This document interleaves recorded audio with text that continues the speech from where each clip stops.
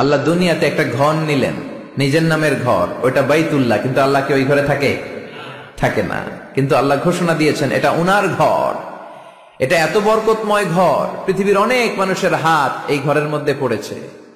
ফেরেশতারা প্রথমে এই ঘর তৈরি করেছে, আবার এই ঘরের একেবারে উপরে বাইতুল মামুন নামে একটা ঘর আছে না নাই? আমরা কাবার চারদিকে তাওয়াফ করি, ফেরেশতারা তাওয়াফ করে বাইতুল মামুরের চারপাশে। 70,000 করে ফেরেশতা ঢুকে ইবাদত করে বের হয়ে যায়। Up to the day of judgment, কিয়ামত পর্যন্ত আর কেউ আরেকবার ওই বাইতুল মামুরে ঢোকার সুযোগ পায় না। কোন সুবহানাল্লাহ। তার ঠিক বরাবর নিচে আমাদের কাবা। প্রথমে এই কাবাকে তৈরি করলো ফেরেশতারা, তারপর তৈরি করলো সাইয়েদনা আদম, ওনার হাত লাগলো। সাইয়েদনা নূহ আলাইহিস সালামের সময় এমন প্লাবন হলো, বন্যা, ফ্লাড, ড্রাস্টিক্যালি ফ্লাড, সব ভেঙে চুরে শেষ, কাবাও শেষ। নূহ আলাইহিস সালাম নেমে আবার বানালেন, এরপর বানালেন ইব্রাহিম আলাইহিস সালাম। পড়েন সুবহানাল্লাহ।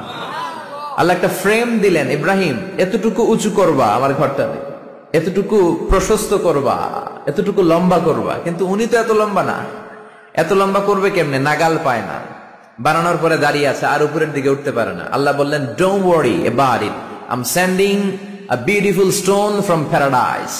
আমি জান্নাত থেকে একটা স্পেশাল পাথর পাঠিয়ে দিচ্ছি ইব্রাহিম, ওইটার উপরে দাঁড়াও, উপরে উঠতে মন চাইলে উঠে যাবে, নিচে নামতে মন চাইলে নেমে যাবে।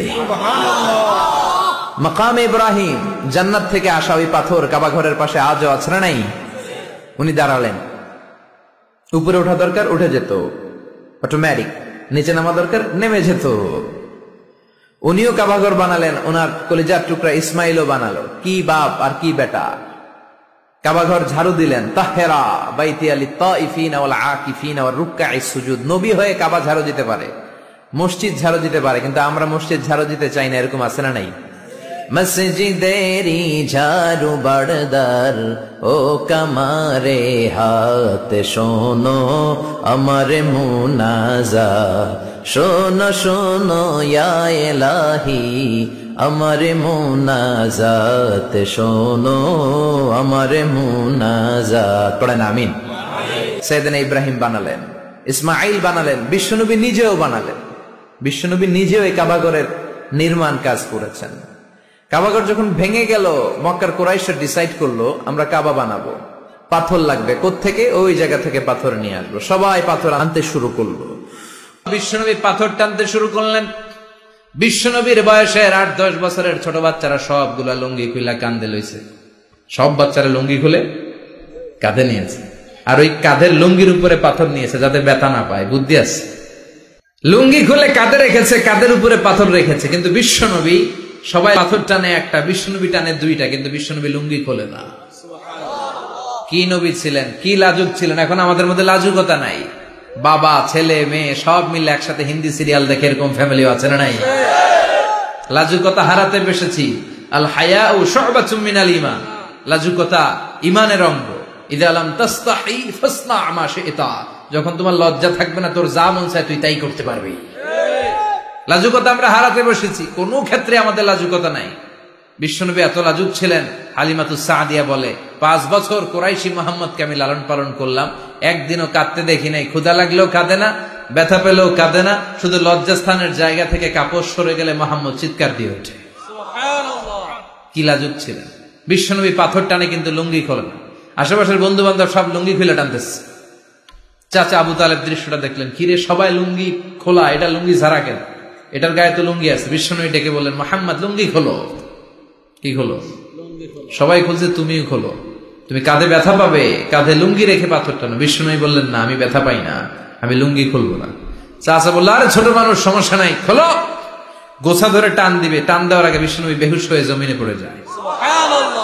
লুঙ্গি খোলা আর হয় নাই। বিশ্বনবীর লজ্জাস্থানও কেউ দেখে নাই। আল্লাহু আকবার। লুঙ্গি খোলেন না।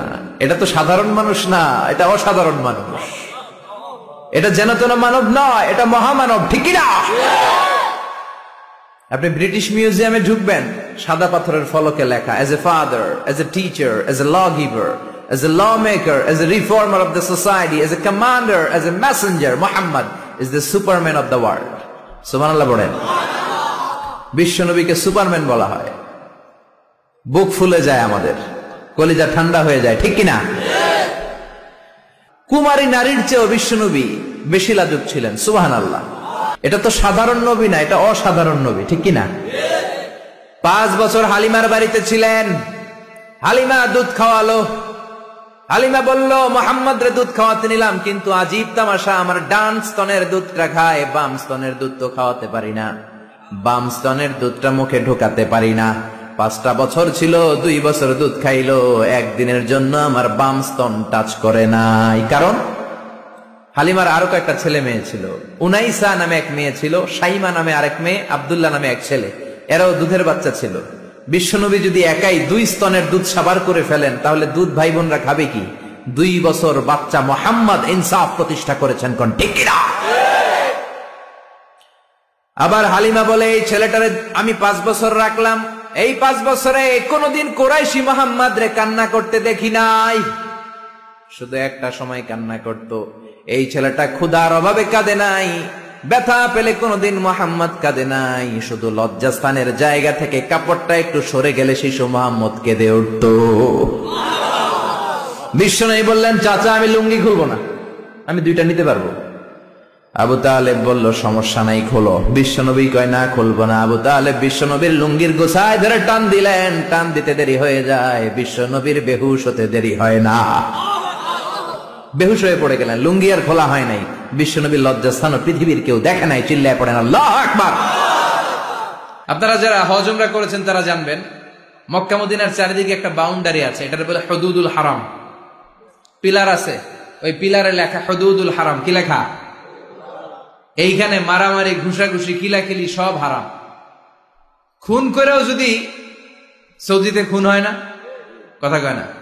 সৌদি আরবে ধর্ষণ হয় না, হয়তো কম হয়, খুন হয় না, হয়। কোন খুনিও যদি এই হুদুদুল হারামের ভিতরে ঢুকে, পুলিশ ওরে মারতে পারবে না, ওরে ভুলায় ভালায় ফুসলায় বাইরে নিয়ে মায়। হুদুদুল হারামের বাইরে নিয়ে মায়, ভিতরে মারামারি করা যাবে? তো এই যে হুদুদুল হারামের বাউন্ডারিটা, মদিনারটা দিয়েছেন, ঠিক করে দিয়েছেন বিশ্বনবী, আর মক্কারটা দিয়েছেন সাইয়েদনা ইব্রাহিম।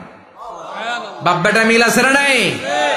কাবা ঘরের 4টা কর্নার আছে। একটা কর্নারের নাম হচ্ছে রুকনুল হাজারিল আসওয়াদ, এটার নাম হচ্ছে ব্ল্যাক স্টোন কর্নার, যেখানে হাজরা আসওয়াদের পাথর আছে।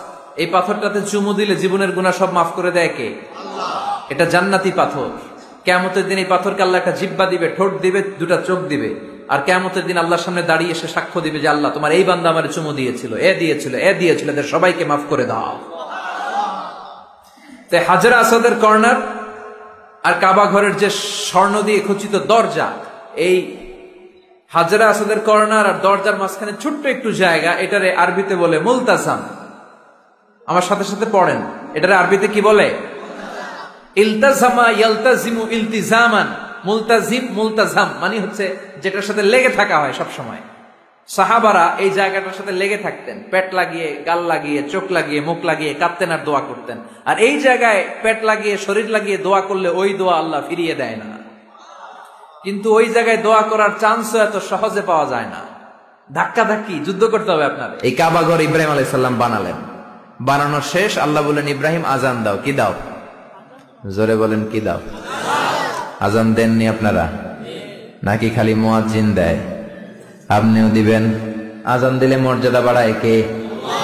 আতওয়ালুল আ'নাকি ইয়াউমাল কিয়ামা। দুনিয়ার বুকে যারা আজান দিবে কিয়ামতের দিন, তাদের গলাগুলো সবার চাইতে জিরাফের মতো উঁচু হয়ে থাকবে। দেখলেই বুঝে যাবে মুয়াজ্জিন ছেলে গেলা সব। আল্লাহু আকবার। কিসের আজান দিব? আল্লাহ আল্লাহ বললেন, ও ইব্রাহিম, ঘর বানালা, ঘরটা জিয়ারত করতে হবে, আজান দাও, তাড়াতাড়ি আজান দাও। আযিন ফিন নাস বিল হজ। ও ইব্রাহিম আজান দাও। সাইয়েদনা ইব্রাহিম বললেন, মানুষ নাই, পাখি নাই, প্রাণী নাই, কেউ নাই, আজান দিলে কে শুনবে? আল্লাহ বললেন, ইব্রাহিম তোমার দায়িত্ব, তুমি আজান দাও, আমি গোটা বিশ্বের সব মানুষের কানে আজান পৌঁছে দেব। আজান দিলেন, আল্লাহ পৌঁছায় দিলেন। আমরা যারা আসি নাই, আমরাও শুনেছি মায়ের পেটে। মায়ের পেটে এই আজান আমাদের কানেও এসেছিল। যারা পেটেও ছিলাম না, আলামুল আরওয়াহে তাফসীর এসেছে, তাদের কানেও এসেছে। এই আজান শুনে যারা সাড়া দিয়েছে, লাব্বাইক বলেছে, তাদেরই নসিবে আছে কাবা ঘর জিয়ারত করা। জোরে বলেন সুবহানাল্লাহ। এজন্য মসজিদে দানের দরকার আছে না নাই? মসজিদে নামাজের জন্য যাওয়ার দরকার আছে না নাই? ওয়াজে অনেক মানুষ হয়, মসজিদে লোক হতে যায় না। কি আজীব তামাশা! বিশ্বনবীর সময়ে ফজরের নামাজ, জুমার নামাজ ছিল একই দৃশ্য। আমাদের দেশে ফজরের সালাত, জুমার আর সালাত এক দৃশ্য না? মাশাআল্লাহ, এক দৃশ্য। আহা, ফজরের সময় লোকই নাই, আর জুমার সময় ঠেলাঠেলি আছে না নাই? সারা বছর নামাজে যায় না, জুমার সময় এক ফার্স্ট কাতারের মুসল্লি আছে না নাই? দুইটা এক হইতে হবে। হ্যাঁ, ফজরের সালাতে যে দৃশ্য, জুমার সালাতে একই দৃশ্য। তাইলে কালিমার পতাকা উড়াই দিবে কে? স্লোগান দিয়ে উড়াইতে পারবেন না, মাহফিলা এসে উড়াইতে পারবেন না। মসজিদ মুখী হইতে হবে, মসজিদে যাবেন। এলাকার যুবক ভাইরা তোমরা মসজিদে যাবা, রাজি আছো তো? রাজি? সত্যি সত্যি বলছো না মিথ্যা মিথ্যা বলছো? যাবা তো? মসজিদগুলো আমাদের আবাদ করতে হবে আবাদত দিয়ে। মসজিদের টাইলস হয়েছে, এয়ার কন্ডিশন হয়েছে, কার্পেট হয়েছে, মাগার মুসল্লি হয় নাই, ঠিক কিনা? বিশেষ করে ফজরের সালাত মসজিদে যাবা, কে কে যাবা না হাত তোলো। 1 2 3 4। ওই যে আরেকজন এভাবে তুলে রাখছে, বুঝতে পারে না, উনি আবেগে তুলে ফেলছে। মসজিদে যেতে হবে ফজরের সালাতে, রাজি আছেন তো? আল্লাহ কবুল করুক, পরে না আমিন।